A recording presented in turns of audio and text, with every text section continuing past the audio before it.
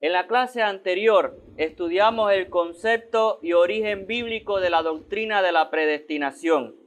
Había quedado pendiente el estudio de los medios y correcta aplicación de esta doctrina que abordaremos en la mañana de hoy, lo cual es muy importante para ver cómo se cumple la predestinación y cuál es la correcta aplicación, pues muchos no convertidos la tuercen como licencia para pecar, que hace que incluso creyentes convencidos nieguen esta doctrina, además por desconocimiento real de la misma, lo cual conduce a problemas mayores, restándole la gloria a Dios en la salvación y acercándose peligrosamente a una salvación por obra.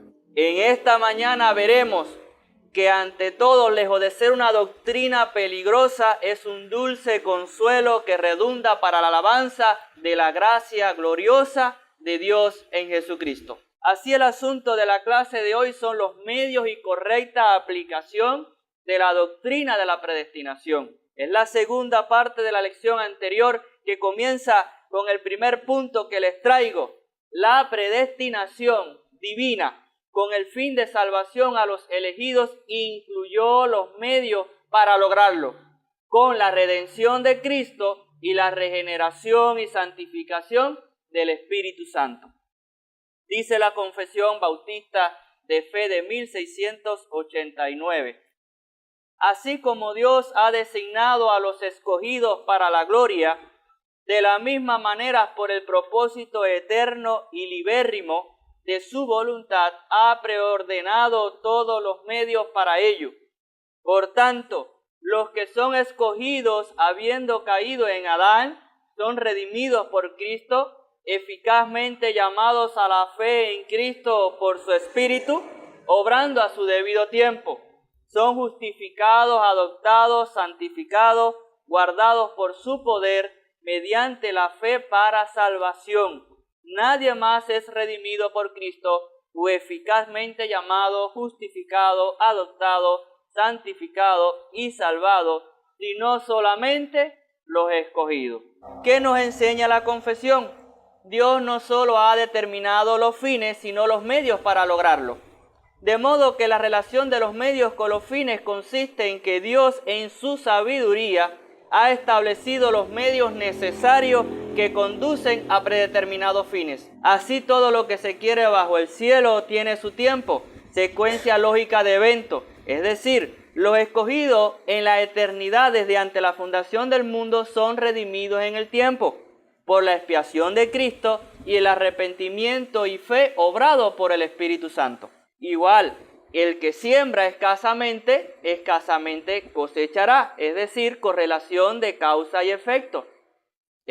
Referente a la salvación, nos dice la confesión que al dar Dios a Cristo para que hiciese expiación por el pecado y al Espíritu Santo para regenerar y santificar, fueron concedidos los medios para cumplir su propósito de asegurar la salvación a los elegidos. Vamos a la palabra de Dios. Segunda de Tesalonicenses 2:13 nos dice así: pero nosotros debemos dar siempre gracias a Dios respecto a vosotros, hermanos amados por el Señor, de que Dios os haya escogido desde el principio para salvación, mediante la santificación por el Espíritu y la fe en la verdad. Lo anterior enseña que la salvación se debe a Dios asegurada eficazmente para los elegidos. La obra es obra de la Trinidad, donde el Padre elige, el Hijo redime y el Espíritu Santo aplica. La idea es más o menos así. Dios, por su piedad infinita y por su benevolencia universal, determinó dar a su Hijo a la muerte para redimir de la maldición de la ley a toda la humanidad arruinada por la caída. Pero previendo que dejados a sí mismos todos los hombres ciertamente habrían de rechazar a Cristo, y esto sería causa de perdición. Dios, para aplicar y llevar a cabo su plan de salvarlos y movidos por un amor especial a ciertas personas, las eligió de entre la masa de la humanidad para que recibiesen el llamado eficaz y especial del Espíritu Santo y para que de ese modo fuesen salvos. De esta forma nos dice la confesión que Dios garantiza la redención por Cristo con el llamamiento eficaz, la justificación, adopción, santificación y la perseverancia en la gracia hasta la muerte. Pero note bien que especifica a los elegidos solamente, lo cual apunta a una expiación definida más que indefinida y limitadamente y atribuye la regeneración, santificación y perseverancia en primera y última instancia al Espíritu Santo. Veamos esto un poco más de cerca. La expiación es ilimitada en potencia, pero limitada o definida en propósito. Este quizás sea el punto reformado o calvinista más difícil de asimilar, porque varios pasajes hablan de Cristo haciendo expiación por todo el mundo y no siempre se comprende en qué sentido lo dice. El pastor bautista John MacArthur lo explica de la siguiente manera.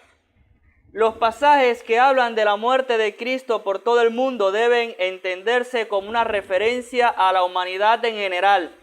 Mundo alude a la esfera de seres con quienes Dios procura reconciliarse y a favor de los cuales ha provisto un medio de propiciación perfecta. Dios ha mitigado por un tiempo su ira contra los pecadores al permitirles vivir y disfrutar la vida terrenal. En este sentido, Cristo ha suministrado una propiciación breve y temporal para el mundo entero, pero Él satisfizo a plenitud la ira eterna de Dios solo a favor de los elegidos que creen. La muerte de Cristo en sí mismo tuvo un valor ilimitado, infinito, porque Él mismo es el Dios Santo. Por eso su sacrificio fue suficiente para pagar el castigo por los pecados de todos los que son traídos por Dios a la fe. Ahora bien, la satisfacción y expiación eficaces para salvación solo se aplican a quienes creen. El perdón de pecados se ofrece al mundo entero, pero solo es recibido por los que creen. No existe otra manera de ser reconciliados con Dios. Cristo es el Salvador de todos los hombres en el sentido de que no hay otro en quien podamos ser salvos, hermanos. Es la única propiciación disponible para el perdón de pecados de todo el mundo, porque es el Cordero que quita el pecado del mundo. Cristo, en calidad de mediador como Dios hombre, ofrece una expiación suficiente para todos, brindando la posibilidad real y sincera de su parte y de perdón a todos si se arrepintieran y creyeran. Pero como de sí mismo nadie lo haría, determina entonces morir, pero especialmente para salvar a los elegidos, a quienes llama sus ovejas que el Padre le dio, y quien son atraídos eficazmente a la fe por su Espíritu Santo. Veamos esto en la palabra de Dios. Juan 10:15 nos dice el Señor: así como el Padre me conoce y yo conozco al Padre, y dice, y pongo mi vida, Él dice, ¿por quién? Por las ovejas. Él dice que Él pone su vida por las ovejas. Y sabemos que en el contexto las ovejas, ¿quiénes son? Aquellos que Dios le dio al Padre y que son atraídos a la fe y creen en Él y le reciben y le obedecen. Ahora bien, también en Juan 17, versos 2 y 9, dice, como le has dado potestad sobre toda carne para que dé vida eterna a todos los que les diste. Note que Él dice vida eterna a los que les diste. Y Él dice quiénes son los que les diste. Los que son atraídos a la fe. Y dice en el 9, y esto quizás le choque a muchos, pero el Señor Jesús es el que está hablando. Yo ruego por ellos. Está hablando en el contexto por sus ovejas, las que Dios le dio, las que fueron atraídas a la fe por su Espíritu eficazmente. Dice, yo ruego por ellos. No ruego por el mundo. No está rogando por el mundo, dice, sino por los que me diste, porque tuyos son. Hay una expiación determinada, definida en la mente de Cristo. Por otro lado, note esto, lo que hace la doctrina arminiana. La doctrina arminiana, con una expiación solo ilimitada e indeterminada, enfatiza la potencialidad de salvación, pero de forma impersonal y a merced del hombre de sálvese quien pueda, donde al final Cristo no salva a nadie realmente, sino que solo lo hace posible, y es el hombre el que se salvaría a sí mismo con un poco de asistencia, de gracia preventiva y ayuda. Sin embargo, la Biblia enseña que Cristo sí tenía en mente definido por quién valdría la pena morir, aunque en un sentido real y sensible lo haya hecho por todos como el Redentor para la humanidad. Pero sería mayormente para aquellos que creerían por la obra interna eficaz, no preventiva, eficaz, no preparatoria, eficaz del Espíritu Santo. De esta obra del Espíritu Santo termina hablando este punto de la confesión de 1689. Y veremos la obra de aplicación de salvación del Espíritu Santo. El arminiano no solo dice que Cristo no murió por individuos específicos, sino que la gracia de Dios es preventiva o preparatoria, pero no eficaz determinantemente para la respuesta del hombre. Para ellos, el llamado de Dios es una propuesta acompañada con un poco de iluminación, pero sin persuasión alguna. Sin embargo, la confesión que estamos comentando se refiere al llamado eficaz, diferenciándolo del llamado general a todos los hombres. La Biblia enseña esto. La Biblia enseña el doble llamado cuando Jesús dice que muchos son los llamados, pero pocos los escogidos. Mateo 20:16 lo puede ver. Dios hace un llamado externo, sincero a todos al arrepentimiento y fe como deberían hacer. Y un día darán cuenta por ello, al igual que por la desobediencia a la ley que deberían obedecer. Pero como no lo hacen, Dios en su gracia también llama internamente al corazón de algunos con su espíritu, regenerándoles para que sí respondan. Por ejemplo, podemos verlo en Hechos 16:14. Nos habla de la hermana Lidia. Dice, entonces una mujer llamada Lidia, vendedora de púrpura de la ciudad de Tiatira, que adoraba a Dios, estaba oyendo y el Señor abrió el corazón de ella para que estuviese atenta a lo que Pablo decía. ¿Ven lo que dice que hizo Dios? Y el Señor abrió. Ella estaba oyendo externamente lo que se estaba diciendo, como todos lo estaban oyendo. Pero Dios hizo algo especial en ella. Dice que abrió el corazón de ella para que estuviese atenta a lo que Pablo estaba diciendo. Esta obra de regeneración del Espíritu es creativa y transformadora, llamándosele nuevo nacimiento y resurrección en la Biblia. Juan 3:5 nos dice que de cierto, Jesús hablando con Nicodemo, dice, de cierto te digo, que el que no naciere del agua y del Espíritu no puede entrar al reino de los cielos. Es un nacimiento del Espíritu. Es un nacimiento del Espíritu soberano. Porque más adelante dice que así como el aire, tú no lo ves ni lo oyes y bate de donde quiere y como quiere, así es nacido. También Juan dice de que no somos nacidos por voluntad en 1:12-13, de hombre, ni de sangre, ni de varón, sino de Dios. Una voluntad soberana en que Dios obra ese nacimiento y resurrección. Efesios 2:5-6 nos dice así: aun estando nosotros muertos en pecado, nos dio vida juntamente con Cristo. Por gracia sois salvos, y juntamente con Él nos resucitó, y asimismo nos hizo sentar en los lugares celestiales en Cristo Jesús.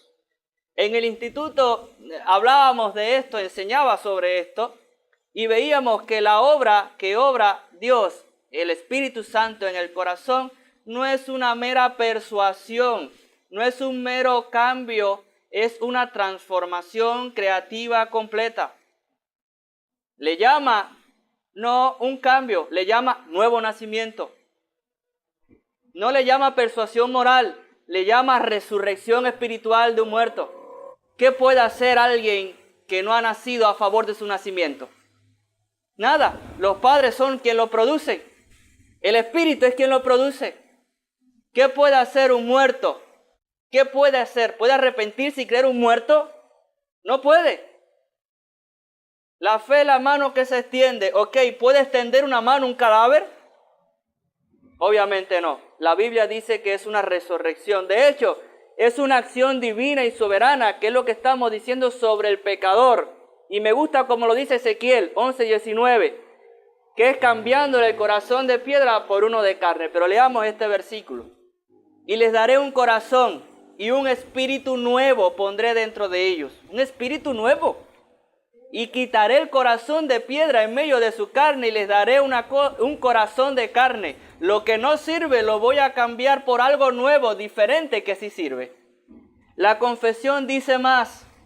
Dice que el Espíritu Santo no solo garantiza el arrepentimiento y fe de los elegidos, sino el que sigan santificándose progresivamente, perseverando, sin apartarse definitivamente de la fe, asegurándoles a salvación. Eso lo podemos ver en par de pasajes en la Biblia. Segunda de Tesalonicenses 2:13, que ya habíamos leído, dice que Dios nos escogió desde el principio para salvación mediante la santificación por el Espíritu y la fe en la verdad. Y Filipenses 1:6 nos dice, estando persuadido de esto, que el que comenzó en vosotros la buena obra, la perfeccionará hasta el día de Jesucristo. Hasta aquí hemos visto la predestinación divina con el fin de salvación a los elegidos, que incluyó los medios para lograrlo con la redención de Cristo y la regeneración y santificación del Espíritu Santo.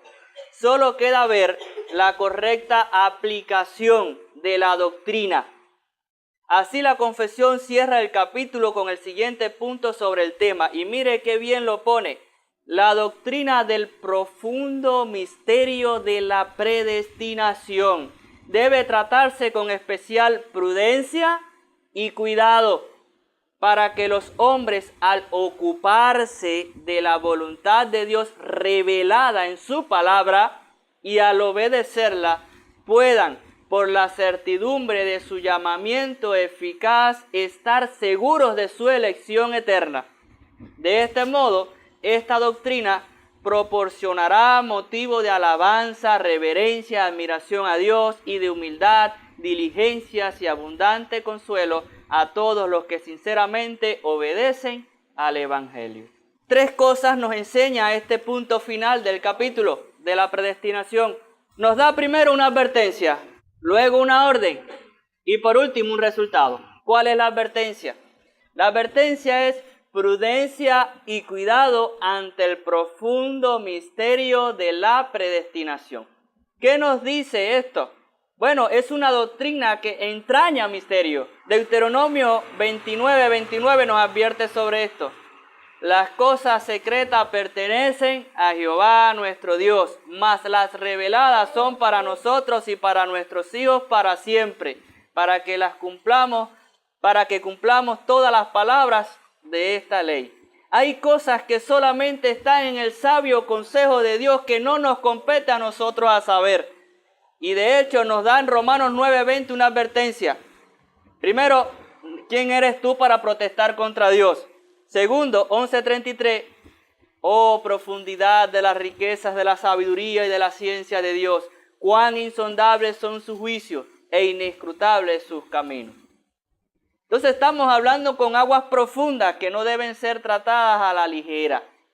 Vemos que estamos tratando con temas que no se conocen revelados en la Escritura, en el caso de, por ejemplo, con nombre y apellido, ¿quiénes son los predestinados? Tú no lees en la Biblia una lista, el libro de la vida que está desde la fundación del mundo, tú no lo lees en la Biblia con los nombres y apellidos, la lista de los predestinados. Por eso es que la confesión nos da una orden. Y la orden es la siguiente: ocupación y obediencia a su palabra, que es su voluntad sí revelada en la palabra, y lo que nos corresponde. Amada iglesia, es de sumamente importancia que nosotros actuemos desde donde nos corresponde desde nuestra perspectiva, ¿qué nos toca? Nos dice allí la palabra, la confesión, que es asegurarnos de que somos llamados. ¿Y cómo lo hacemos? Ocupando nuestra salvación y obedeciendo la palabra de Dios. ¿Dónde leemos en eso en la Biblia? Bueno, en 2 de Pedro 1:10 dice: por lo cual, hermanos, tanto más procurad hacer firme vuestra vocación y elección, porque haciendo estas cosas no caeréis jamás. Hermano, usted debe cerciorarse de que realmente usted es un elegido, de que usted realmente es un predestinado. Es por los frutos que se conoce. No es que tú te elijas a ti mismo, no es que tú te hagas un elegido, porque eso es una acción soberana de Dios. Pero sí te corresponde a ti averiguar y asegurarte y empeñarte por tratar de serlo. Es lo que nos corresponde a nosotros. Filipenses 2:12 y 13 nos dice lo siguiente: por tanto, amados míos, como siempre habéis obedecido, no como en mi presencia solamente, sino mucho más ahora en mi ausencia, ocupaos en vuestra salvación como con temor y temblor, porque, miren la razón, Dios es el que en vosotros produce así el querer como el hacer por su buena voluntad. No solamente que Dios te ayuda a hacer las cosas, sino a querer las cosas, porque si no, no las quisieras. Pero note cómo dice ocupados. A veces este verso se usa y dice, allí dice, cuida tu salvación con temor y temblor. Nadie puede cuidar lo que no tiene. El problema es que tú te cerciores de que la tengas. Y es por eso que tú tienes que ocuparte en la salvación. Hay una parte de la responsabilidad humana que en la regeneración no actúa. Es Dios solamente creando. Pero en la santificación coopera, porque ya tú naciste, ya sí tienes vida, ya tienes espíritu, ya resucitaste. Ahora tú sí tienes que hacer y poner diligencia, empeño en confirmar que realmente lo eres. ¿Cómo? Primero, en la regeneración, a todo el mundo sabemos cómo desde nuestra perspectiva, arrepiéntete y cree.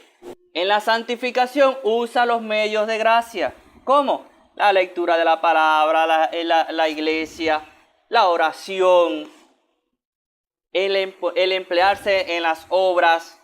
Es la fe que obra por el amor. Realmente estamos hablando de algo muy crucial para no caer con una doctrina de predestinación como inconversos hacen, caer en un fatalismo. Ya Dios determinó todas las cosas, ya yo no tengo que hacer nada. Dios determinó las cosas y determinó los medios y te dio participación en los medios en tu santificación. La Biblia nos enseña que nosotros debemos responder en nuestra vida cristiana, responder en obediencia a la voluntad que sí fue revelada en las Escrituras, y es arrepentirse y creer y santificarse en su vida cristiana para con Dios. Ahora bien, la confesión termina con un resultado y es aliento para perseverar en dependencia y glorificación a Dios. Y por eso es que esta doctrina está en la Biblia, porque es necesario. Hay quien dice, no, tú le dices a la gente de que Dios le da seguridad en la salvación, predestinación y demás, y la gente se puede acomodar. Bien, la gente necesita primero confirmar que realmente él está recibiendo esa gracia salvífica, que realmente tiene esa fe salvadora. Entonces no hay lugar para acomodarse. Pero también qué aliento para aquel cristiano donde Satanás acusa y le hace luchar con sus batallas internas y ve que no puede. Está luchando con un vicio, está luchando con una situación en el hogar, ve que no puede. Pero entiende de que entonces hay un Dios soberano que determinó vencer, victoria en Cristo Jesús. Segura, con nombre y apellido desde ante la fundación del mundo. Ay, hermano, no hay que predicar entonces. No, ahora yo sí predico, porque si la gente son duras, no me interesa. Dios predestinó a gente a salvación y allí está, no tienen un sello en el pecho. Tú no puedes verlo, tú no lees el libro de la vida en el cielo, lo lees en la tierra por los resultados y te toca a ti llevarlo. Nos dio esa tarea el Señor. Pero lejos de ser algo que para el orgullo de pertenecer a una élite, es decir, a un grupo elitista, a una casta, somos los elegidos y los demás son los impíos. Hermano, la doctrina de la predestinación, por lo contrario, lo que dice, tú entre todos eras el peor y Dios tuvo gracia de ti. Entonces yo lo que me humillo entre todos lo que estoy y digo, bueno, si Dios tuvo gracia de mí es porque yo era de lo peor, no porque sea mejor. Pero además de eso, ¿qué pasa con la doctrina arminiana? Sí tiene para enorgullecerse, porque dice, yo pertenezco a los elegidos porque yo me arrepentí y creí de mí mismo. Con un poco de ayuda e iluminación del Espíritu, pero fui yo quien lo determiné. Y de alguna manera se creen diferente y mejor a los demás, porque según Dios le da esa gracia preventiva a todos, pero solamente ellos dieron el paso. Tienen de qué enorgullecerse. Nosotros nos humillamos y decimos, oh Dios, a ti sea la gloria. Todo lo bueno, decía Agustín, que veo en mí, viene de Dios. Todo lo malo, pues sale de mí. Y sobre todo, hermanos, da la gloria a Dios en la salvación. Lo enseña como una obra determinada, predestinada, con los medios para lograrlo, con una obra que hizo Jesucristo, dio el Hijo, para redimirnos porque nosotros no podíamos nosotros mismos. Pero aún más, no lo dejó ahí si no hubiéramos embarcado. También dio el Espíritu Santo para aplicarlo en el corazón y guardarnos hasta el día final en salvación. Hermano, realmente esta doctrina debe tratarse con prudencia y cuidado. Pero al convertido les consuelo. No es para irresponsabilidad. ¿Quiénes las tuercen? Dice Pedro, ¿quiénes son? Los tuercen los indoctos, los ignorantes de la doctrina, los que no la conocen. Pero también dice, como el resto de las Escrituras, para su perdición. No solamente estas doctrinas las tuercen, sino las otras. No solo las profundas, sino las más claras. Pero realmente no nos compete a nosotros restar al conocimiento de Dios revelado en su palabra. Tenemos que enseñar y no podemos rehusar enseñar todo el consejo de Dios. Y si allí está la palabra predestinación y la enseñanza tal como se muestra, y en estas lecciones la he enseñado, es para que nosotros las creamos y nosotros las apliquemos a nuestra vida de esta manera correcta, como le he explicado en esta mañana. Cuán caído y perverso es el pecador que en vez de escandalizarse porque Dios nos haya propuesto salvar a todos, debería antes arrepentirse y asombrarse de que al menos aseguró salvar a muchos de una manera tan costosa como la cruz inmerecida de Cristo. El problema que tienen muchos con la predestinación y elección divina es que les escandaliza estas doctrinas de que Dios no da su gracia salvífica a todos. Como si alguien estuviera en la posición de reclamar lo que él mismo no merece, sino el juicio como los demás. Antes bien, debemos dar gracias a Dios que concedió una exuberante y costosa gracia tan abundante que al fin de los tiempos la multitud de salvos será incontable, siendo nosotros los medios de su propagación con la predicación del Evangelio a toda criatura. Dios le bendiga.